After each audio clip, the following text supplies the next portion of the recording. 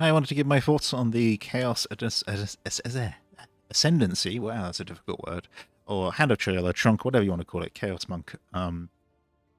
I picked it day one, and I didn't really look at anything else. I have played Path of Exile 1 in the past, but I played one League. I played as a Templar, and I was tired all the time about the fact that the Templar never got pants. It was I don't know why it bothered me so much, but like you'd put on like a really elaborate chest piece, and his like tattered tunic would be still coming out the bottom of his pants. It just sort of looked like I don't know. It looked like a dad who's like trying to answer the door whilst getting ready for work, like 24/7. So I didn't like the Templars look.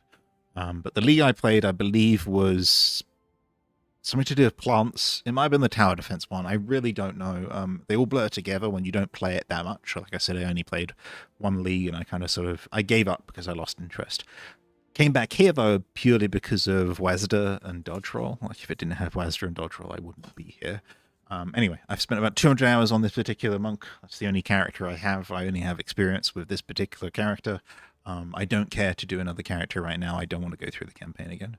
I know it's sort of like a meme, like the campaign is the start of the game, and the end game is the actual game. So you're just kind of like trying to get through the campaign. I I enjoyed the campaign, but I don't want to do it again in its current state due to the nature of cruel. Cruel just like annoys me. Like once you get to cruel, it's like this glorious campaign I've just been through is just repeating itself, and it kind of like soured the campaign for me. So I don't want to sour the brilliant Act 1, 2, and 3 by themselves. Like I want to like the next time I play them, I want it to be the other three acts. I might cave on that later, but right now I just don't want to sour it. So hey, one character. I have only done 2 of the ascendancy trials. I'm working on the third, but I'm leveling right now, and I've got 80% EXP. So I don't really want to like lose that in any of the trials due to any death mechanics. And I have lost EXP in a trial of Segama on floor 1 because I mistimed a roll away from Wrathbreaker's slam, and it was ridiculous because I had like full honor. I hadn't lost a single piece of honor that entire floor, and then the whack that killed me didn't do any honor damage, but just like one clapped me for some strange reason, and I died. It was very annoying. So I'm going to do that the moment I level up. I have been playing around with everything in the tree, so I've been down to into the breach. That was great for both parts of the campaign, cruel and non-cruel, because you could pick up those little flames, and then that would recover your mana and health really quickly. And it was a great use of time, especially when the flask ran out. I have one of these flasks that does a charge every few seconds, and so like it's not much of a problem now. And I'm probably going to take Chaos Inoculation at some point anyway, so health's in a bit of a weird spot due to other stuff going on in the build. So it doesn't really matter. Like I've had this flask forever. I think I like quality rolled it at some point. No, I think I upgraded it like a day or so ago, but like it's the same UI. It was just a higher level version of it. Strange that it got exactly the same roll, because I've seen better rolls on the charges per second, but I don't care to spend currency on it right now. Anyway, so with the state of chaos as it is, that was fine. But at the end of the campaign and heading into endgame, it wasn't contributing to my damage, and most of the time it wasn't contributing to survival as well. And that was because they only had an effect for me in the health and mana stage, and in the health and mana stage where I was in a boss, right? It was purely boss sustain. Sometimes it was campaign sustain, where I'd run back through a bit of the map, maybe to clear it, or just to sort of chicken out for a little bit and collect the flames to get back up to full. But you're not really doing that more in maps, and due to more experience of the game and the other things going on and just sort of the monk skill set, I wasn't needing the sustain from that, so I dropped it. I went over here because I wanted to be the chaos guy, right? So I went over here, but I vastly misunderstood what this did. Another YouTuber who's linked in the video description explained to me what it is. That's my dog playing around, scuffling around on the floor. Just ignore them. It adds your damage again, and so like sometimes the wording on this stuff is terrible. That also was terrible wording. The easiest way to read this is to ignore everything except the bottom one, and it says a 7% chance to do double damage, because that's basically what it is. That extra 100% of damage is like of the chaos type, but it will do double damage 7% of the time, every hit. So if you did 50 damage of any type, all combined, there's a 7% chance that you'll actually do 100 damage. That number is applied by my knowledge sort of towards the end of all the calculations, so it's good there. The problem, though, which is explained in the video, I'll link in the video description by the other user, is that it's from the damage after, like it applies at the end, like I said. So that's also the problem. So if you spec'd into, and that's what I did, right? I'm a chaos monk, so I must go into the chaos nodes. And there's chaos nodes up here as a trap. I like this one because it also had movement speed. So I went straight there because I was like, good, chaos damage increase. There's some others sort of over here, and I think there's one in the middle, but I've lost it right now because I don't look at them anymore. But that applies to existing chaos damage, not this extra chaos damage that is attached here. And so what this means is for this to work, you need non-chaos damage sources. For this to work, you need chaos damage sources. For this, you need chaos damage sources. And for all of this stuff, you need chaos damage sources. So if you can do chaos damage, like this bottom half of the tree is good for you. And if you can't do chaos damage, but you want to add this like weird dice roll on top of your damage, you can go to the top half of the tree. So that's what I'm going to end up doing, right? I get all the other ascendancies, it's going to be the top half of the tree. It's going to be there. It's not going to be down here. I will probably do these two, even when I get the third ascendancy first. These aren't really suitable for like endgame scenarios because you'd probably have like a really good item that does that.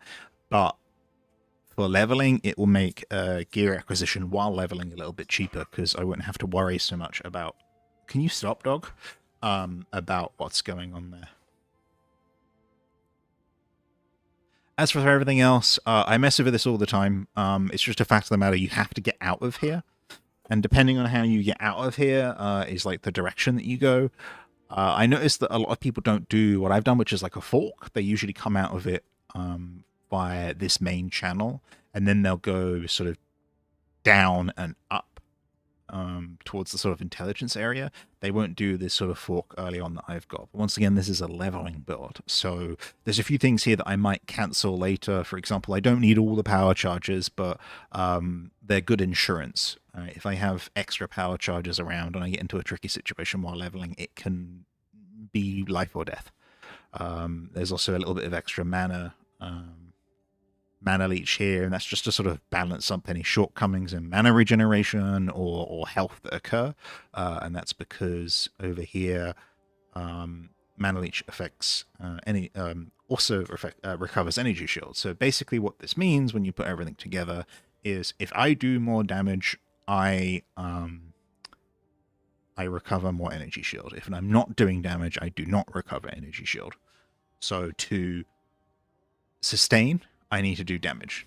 And it's actually interesting, like once I, truly understood that, like I knew what I was doing when I put the nodes down, but I truly understood it when I did a public party that was mapping, and there was a infernalist or I don't know the minion classes, but it was like fire and minions were just in front of me, probably something raging spirits, and everything was exploding, and so I couldn't actually get any damage on anything that could be mana leeched. There was a little bit from, I was standing at the back and doing Stormwave or something, but I couldn't get any sort of damage into the crowd. And so my energy shield was like 0 for that entire map, and it was terrifying. And now I don't run maps in groups because like that's terrifying. If I can't do damage, I'm gonna die. That'll change up when we start looking at sort of chaos inoculation or anything like that. Like I said, a lot of this is just sustain, and please give me like resources and capabilities to get out if I need to. It's interesting, this quarter stuff thing. I need to look up the sort of the explanations of things. This is onto like a rant, I'll probably say, for another video, but like this explanation thing is great, except when it isn't. Like some words should be underlined, some words shouldn't be underlined. Like, what does 30% increased defenses while wielding a staff mean? Does it mean that it increases my evasion and my armor by 30%, and my energy shield, or just armor, or just evasion, or just energy? It's all. Because if it's all, that's fantastic, right? That's a 30% buff to everything. I don't know. I would have to figure that one out. So right now I'm down here with, again, quarterstaff power charge stuff that's sustained. I do have resonance, by the way. Resonance means that what you want to do to keep charged staff up is generate frenzy charges, not power charges, and they'll be converted into power charges. You'll know you're doing it wrong if you take resonance and then you're walking around in a map or whatever, and you suddenly have different colored charges around you. If they're not blue, then you're probably using resonance incorrectly, and you might want to just go through the skill gems and take a look at what's going on there, or revoke resonance, because it can be confusing. I remember I walked around for about 5-10 minutes, and I had 5 frenzy and 5 power charges. And I'm just like, could I do anything with this? The answer is probably. There's a build out there somewhere where the monk uses a bow. I haven't looked into it, mostly because I want to design that myself, maybe as another character when the game launches or something, because there could be something there. There's bow skills that use those frenzy charges. You could also do dual weapon. I haven't seen anyone talk about that. I mean, I haven't really looked, but you can equip 2 weapons, and most of the time the monk is just on quarterstaff. But you could have a second weapon equipped, which is a bow, and then maybe resonance could do something cool there. Other than that, I'm just trying to go as fast as possible. So that's me rambling about this tree for a bit. I think that something which is needed and probably can be done with tooling, etc., is to highlight nodes that are more impactful differently, or I don't know, some sort of numeric display. For example, this one over here is attack speed. So if I said hey, I'm interested in attack speed, I could of course type attack speed here, and these ones start flashing, but I still have to mouse over them. What if it had the number here? So I mean, I know that this is more complicated because there's an additional modifier, but what if it said 4+ or something, right? And then I'd be able to navigate around. Because one of the problems here is this is 4% attack speed increase, but this is 8% attack speed increase. So you have to sort of trade up. Hey, do I want this one, or do I want this one? Which do I value more? And I don't particularly need strength. So that's what's going on there. And before you ask, yeah, I know there's some strength along the bottom. That's some more to do with my skill gems more than anything else. So I guess we'll go on to those now. I hope this information is useful. Oh, by the way, I'm a crab. I bought the MTX to make myself a crab, except the chest. So the chest just rolls through whatever I'm wearing. I find that kind of cool. Crabs unite.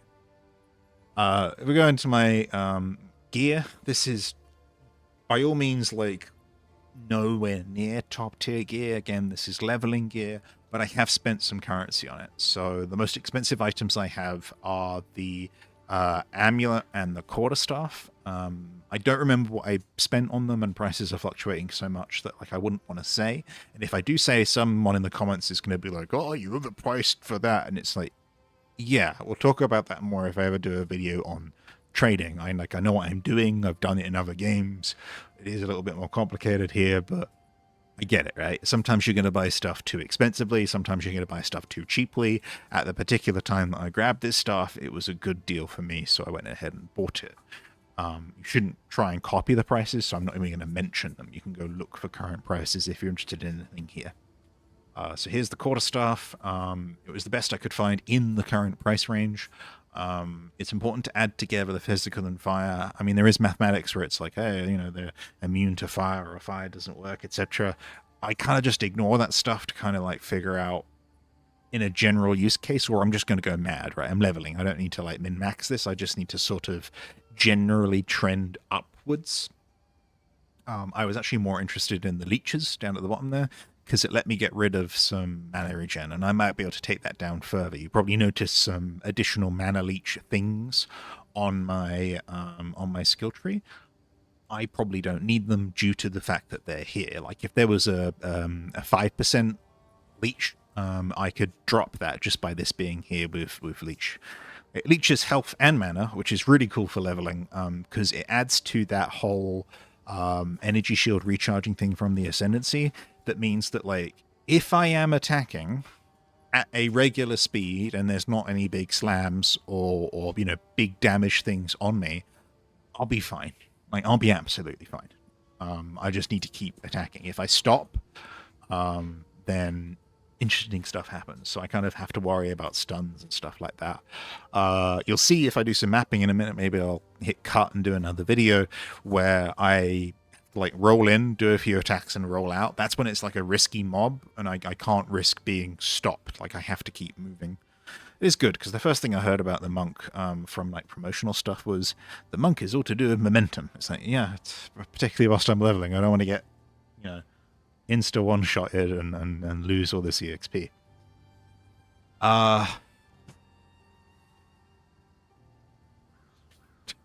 Dog is doing dog things. There'll be a link to my dog's Instagram in the video description. It's interesting. I want to talk a little bit about evasion because it gets kind of confusing. I used to spec entirely into evasion, and now I have almost none. And the reason I have almost none is because I'm leveling, and I'm tired. I'm just tired of it, right? So evasion is RNG armor. Even with like 80% evasion, it still means 20% of hits are going through, and those 20% of hits that come through were just really annoying, and they would kill me every single time, and I wouldn't know why, right? Because every time I'm being hit, it's like a dice roll.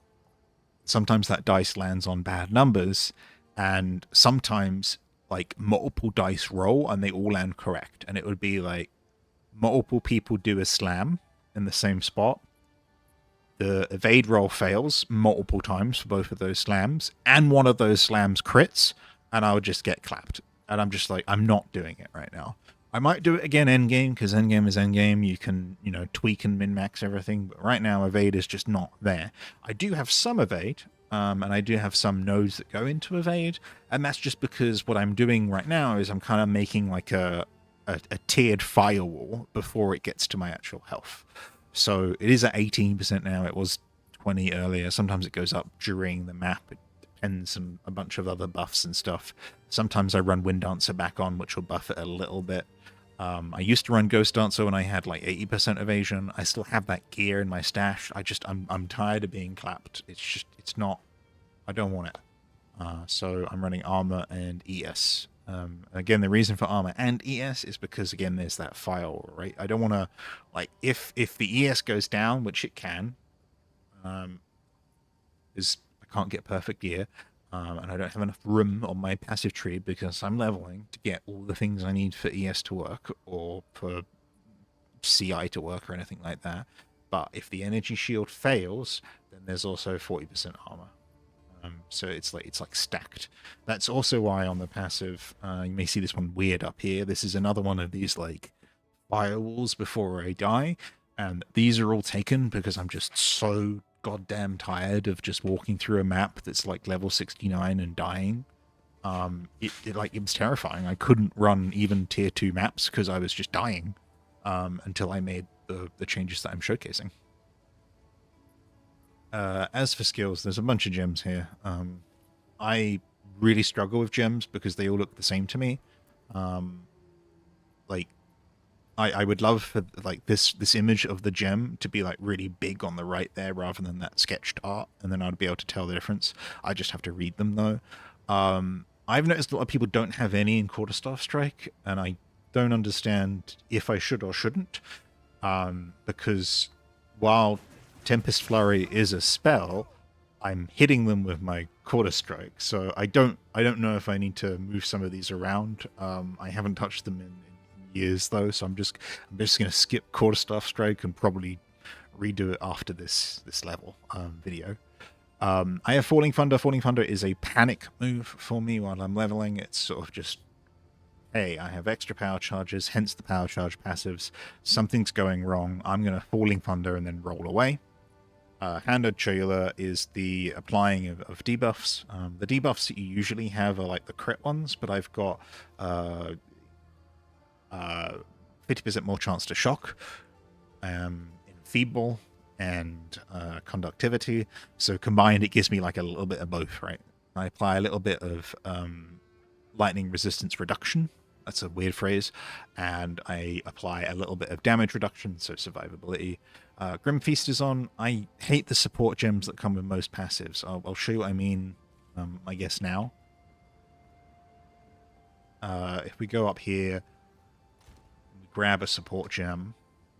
Oh, anyone wondering, like, you know, oh, am I ever going to have enough gems? Look, I'm level 78. I have more support gems than I'm probably ever going to need, and I find like 4 or 5 every day. If we go to, let's see, where are we? Grim Feast, and we uncheck show recommended, there's still only these. And so the problem that occurs is if you run more than one buff of this particular type, then you're limited on all of the gems that you can do. Like, I would love if some of these here were things like expanded capability or something. Like, you could have a support gem that makes this do certain percentage more energy shield. I don't know, 20% increased effect or whatever. That would be cool. But no, we've got life recovered on kill. Flask stuff. Like, this one doesn't, like, I do life flask, but for this to work, I have to life flask whilst this lines up, and I just, you know,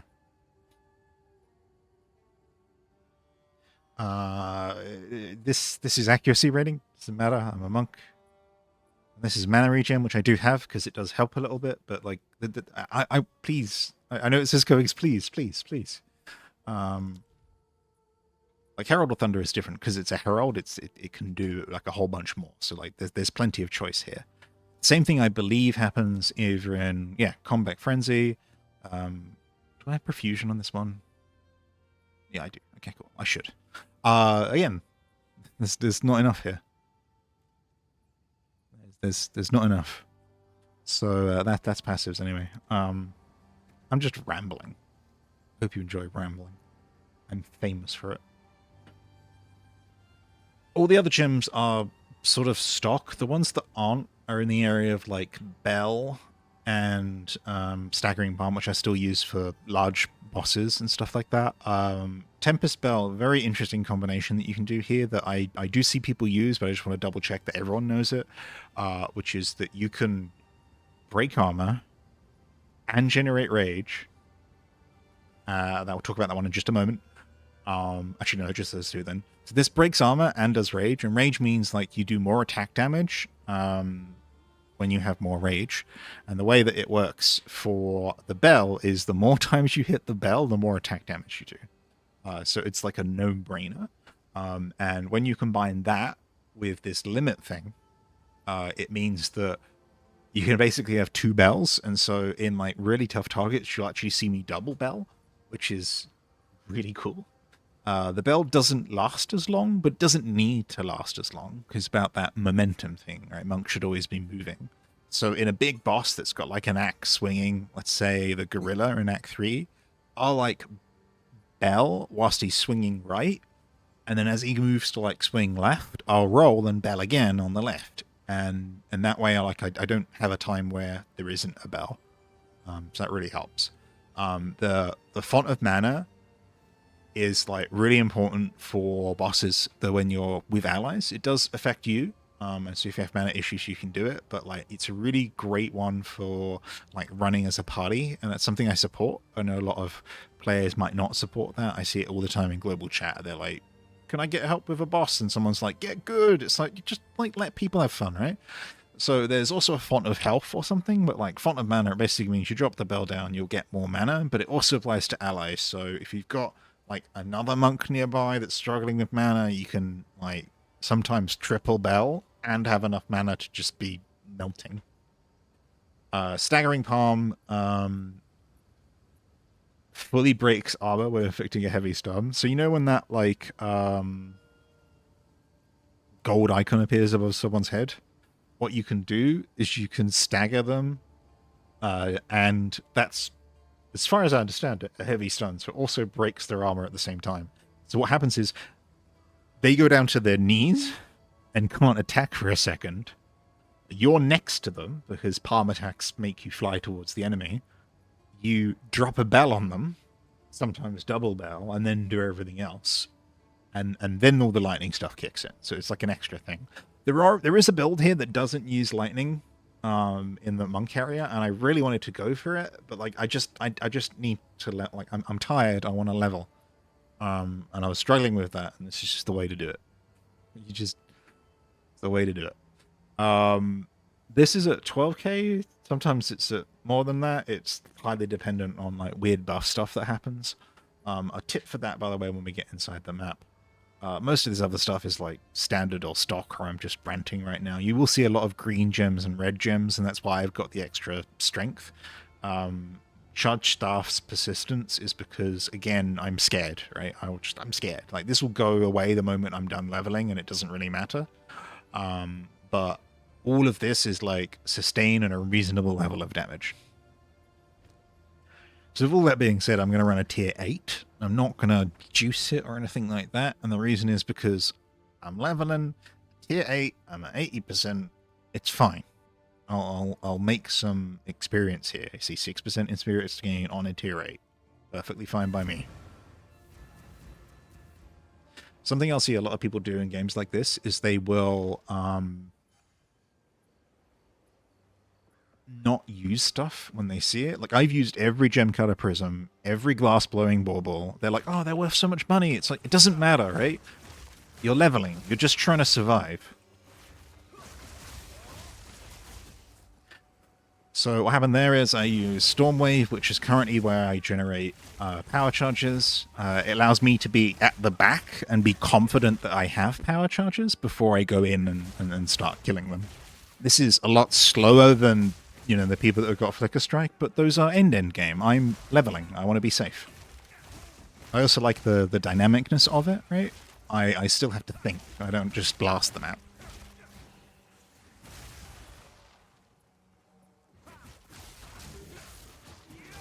By the way, that was a full charge Thunderstrike. It looks really cool. Isn't actually that good unless there's a lot more enemies. You saw it was over here and over here, right? That's a big spread. I say this basically every single time I can. Hey, GGG, make an MTX that changes the color of this charged staff graphic, and people will buy it. Like, do red, do green, do blue, do purple. You know why. We all know why. We don't need to say it, but people will buy it.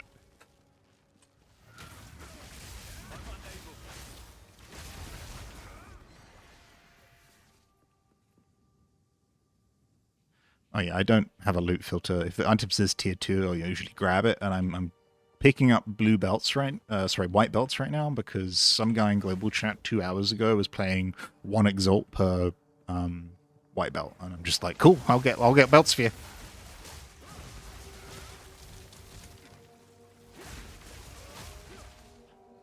So yeah, I get white belts right now. I think the white belt person might have something to do with the change that was made to belts where they can have more than one charm slot a little bit easier. I am terrified of Magma Barrier. It has killed me more times than... You know, it's like maybe I should do a tier list, right? But Magma Barrier has killed me the 3rd most times compared to other modifiers. The other modifiers I hate was the Chaos one. They disabled that one due to telegraphing issues. I don't ever want to see it again. So I'm glad about that. If they bring it back, I hope the telegraphing's good. I hate volatile plants, and the reason behind that is because they are large and unpredictable. In that I sometimes can't tell, due to the amount of mobs on the screen, if it's a volatile plant or is it a mob that I can kill. And they sneak up on you, and then before you know it, you've got like 20 volatile plants throwing chaos damage at you, and it's scary.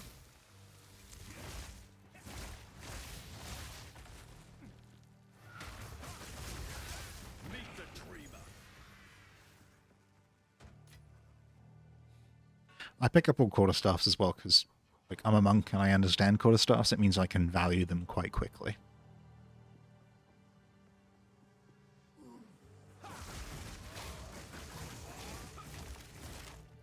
So yeah, if you're used to maps being blasted in 5 seconds, this isn't this. I'm playing it safe and leveling.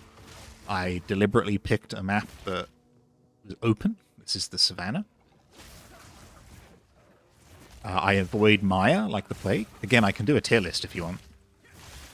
You know, I can tell you every single tier. This is dangerous. I can tell you every single map that's going to be like on F tier. Like Maya, Val Factory, the one we have to like press those 3 levers to get into the central area. I hate that one. They're all like hated for different reasons. Like Maya is just cramped and claustrophobic. The Val Factory is cramped, claustrophobic, and the monsters that spawn there are terrible. So you combine both of those together and you get like a recipe for disaster. Like, you know the Val that does the red laser beam? I've had like 5 of those red laser beam me down a corridor. I haven't even seen them. Just like suddenly this red laser beam coming down the corridor. It's in like Scottish. I'm not Scottish at all. Red laser beam. I'm not... Stop that. I used to pick up anything that has a socket on it because you can get artificer shards from that, but I've got like 30 artificer orbs, and I'm not really going to need to socket 30 items anytime soon, so I don't bother with them. I will of course pick up like whole orbs if they're there, but I don't need them. Hey, look, it's a chest. What's it got in it? Oh, I'll take the waystone.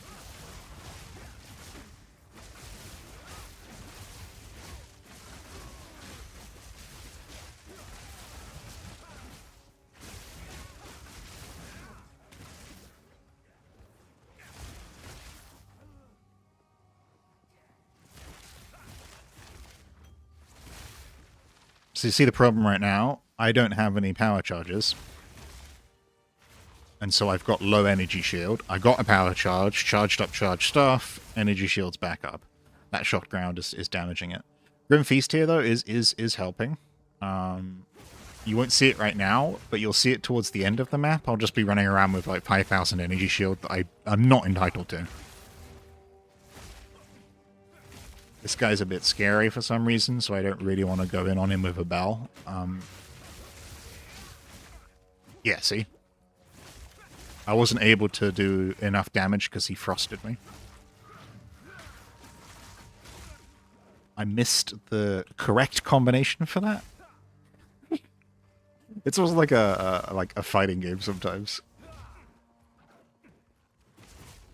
I don't know the status ailments that well, but I believe the fact that his eyes are like covered in like glowy stuff right now is blind. I don't remember which of my gems does blind, but that's what I need to work out with the quarter stuff. I'm happy to announce we've now got 2 frost tigers attacking us that I'm really scared of. But we will prevail. There we go, I'll take the lesser. That's good. I guess what I'm proving is that not everyone that you watch and not everyone that you play with has it together. They don't all know what they're doing. They're just trying to get through the game like us, and they don't have the end game gear, and they're not able to blast maps as fast as you see. It's like okay to take these things slowly.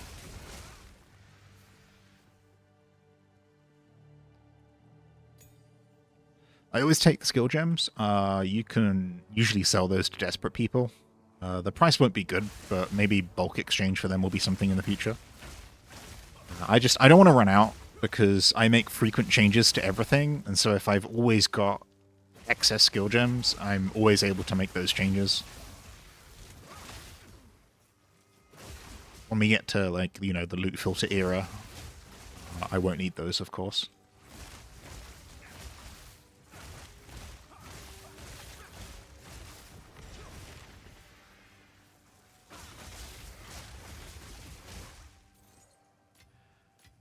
I also take all orbs. Believe it or not, there is actually a price in the bulk item exchange for those orbs. You need like, you know, hundreds of them to make anything else, but you can trade them, and it does all add up.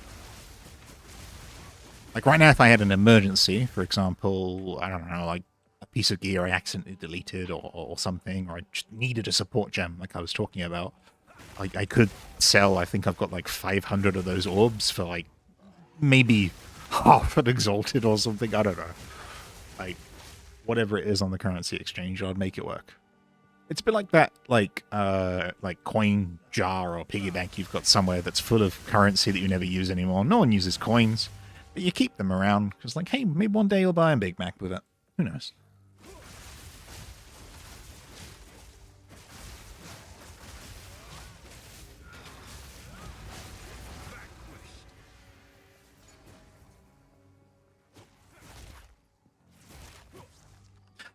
A good test for your build when it comes to mana and sustain is, like, for me at least, is can I put the ability on mouse 1 or mouse 2? So I used to not be able to have Tempest Flurry on mouse 1, and that meant I had mana issues. Now I can leave it there, and provided I'm damaging stuff, I'll be absolutely fine.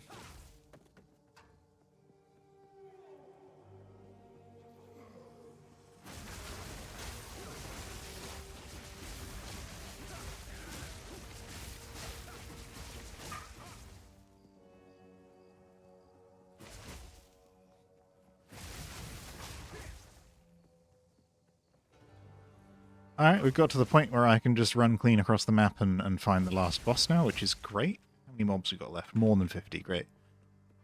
There's the only bad thing about these Savannah maps. They're very safe because there's no weird corridors or Vals shooting lasers at you, but they kind of boring when they get to the empties.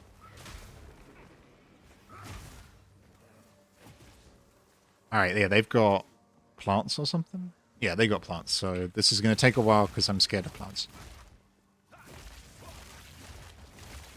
See? They're unpredictable, and, like, they're just a lot to worry about. You have to worry about where they're growing, how much they've grown, and then you have to worry about the orbs once they've, like, appeared. See, like, there's orbs there right now. If I'd stayed there, it'd have been dangerous.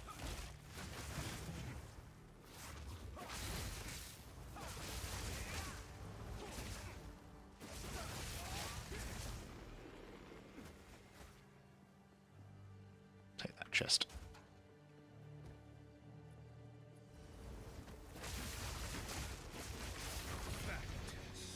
Ooh, a unique.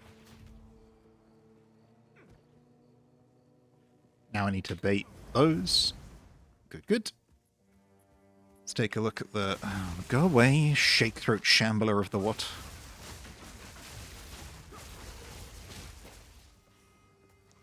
Alright, there's more.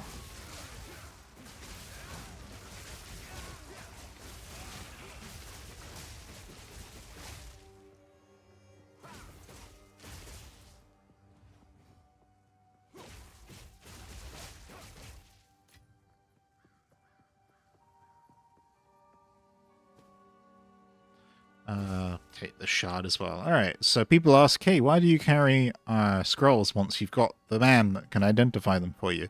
This is the reason. I don't want to think or deal with anything crap, but I still want to, like, look at it sometimes and be like, is it even worth me taking back to town?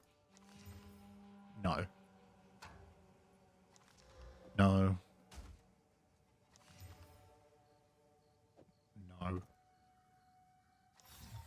Reveal your worth.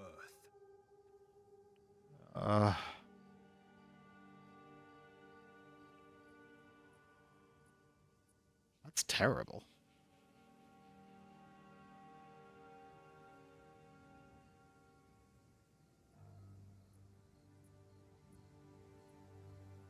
I don't know what anyone would use that for.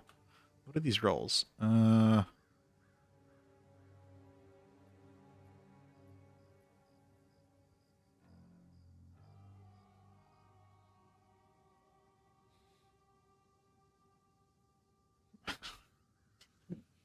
No idea what that's... I don't even remember picking that one up. What's this? Gain 22% of maximum mana as extra maximum energy shield. Ooh. There's some good rolls on that one.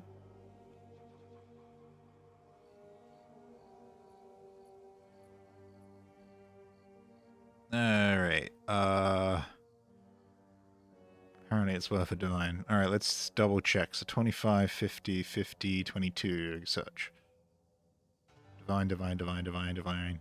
Divine, divine, divine. Oh, cool. That's a divine. Right there.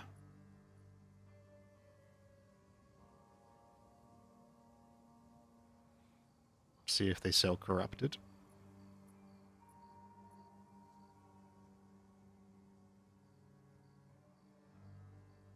They do, and when they corrupt, they get like more mana on them. Okay, I won't corrupt it. Cool. I will sell that then.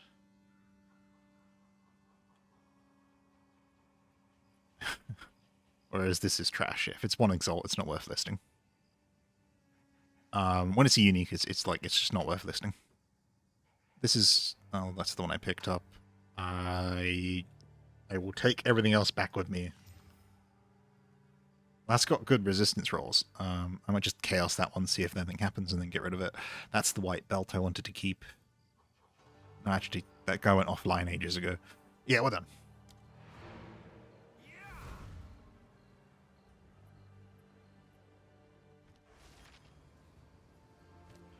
Let's check the rolls on here.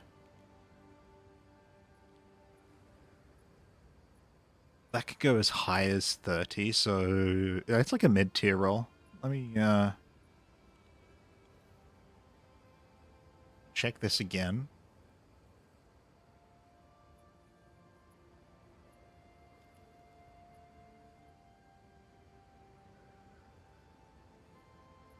$21, $30. Zars 25. Yeah, it doesn't look like any of them are selling at a price of one divine, so you might be able to do like half a divine and that would instantly sell.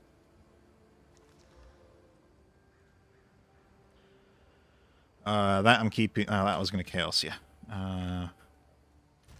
Not chaos. What should we call it? Yeah, nothing. Just leaving. Sometimes I like keep a I keep items in this thing here called the hotel. The hotel is where I put items that I just like I'll think about later. Like I'm not thinking about them right now. Here this should be like if I go less than a divine, it'll sell. Not the map device. I wanted Elva. That's Rock. Thank you. I want divine. I have exalt. And then you can see the ratio.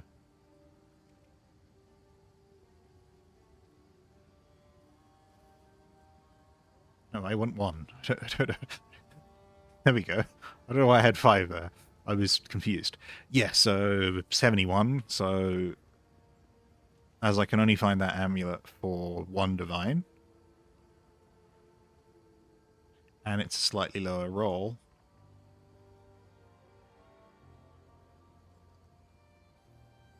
Actually, how many of these are there? Tons. Alright, we'll have to double check that this is actually a divine.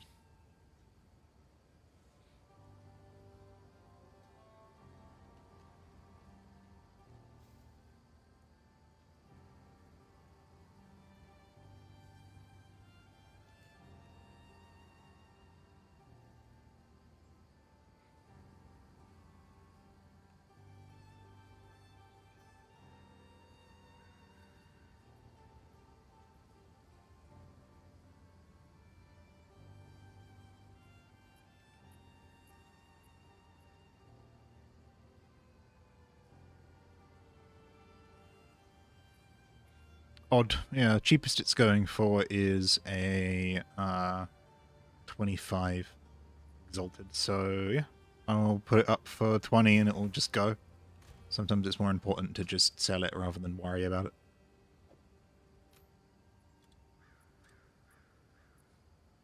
Just do 22. There we go. That's a good waystone. I'll run that later. Anyway, that's me rambling. I probably didn't need to do that whole like divine thing with you, but I'm just gonna upload this as is. If you're interested, let me know. I can talk more later. Check out some of the links in the video description if you're interested in this. There's a couple of creators there, and also my main channel where I do stuff.